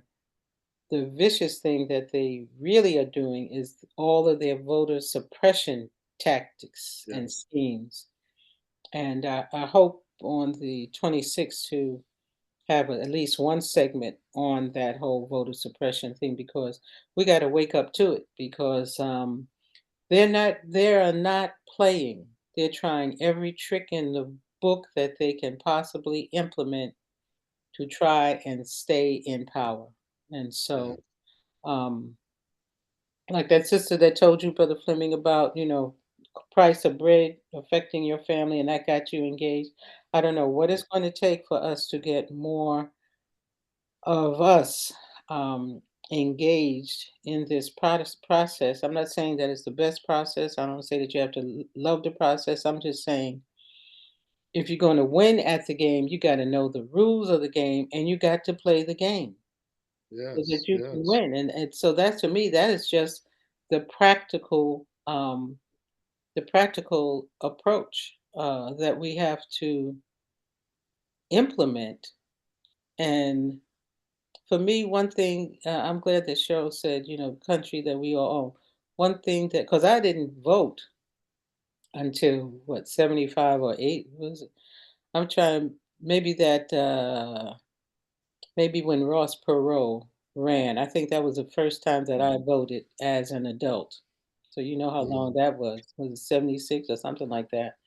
But the thing that got me to vote was Winnie Man Muhammad um, reminded us, look, we have paid more than a share. You look at the market and you say, well, the share price for Nvidia is this, the share price for Microsoft, the share price for Apple, and you pay that price so that you can become a part owner in that company. And I relate that to, we have an ownership in this country going Yes. back to Mhm. the first African American that shed blood for this country. going back to those who were in the Civil War, those who were in World War I. I can't imagine you go and you fight for a country, you come back and they still calling you. You know what they were calling us, and they still lynching you on the trees, and they still saying you got to get off the bus because, or either sit in the back. Those people paid a price, and I think maybe we forget that a price was paid for us to be here. It's not the best situation, but we can certainly make it better. And so it's an obligation for us to make it better. So we have to learn the rules of the game, play the game for our interest, not for somebody else's interest, for our interest, so that we can win. So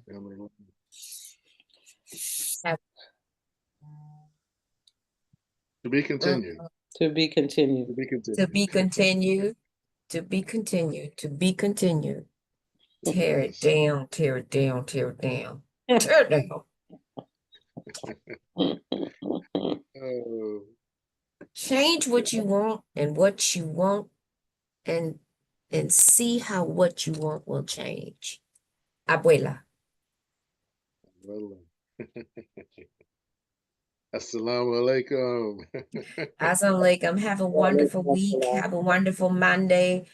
Do something for someone else without the expectation that they will do something in return. Stay powerful. Stay prayerful. Stay politically engaged. Stay philanthropic.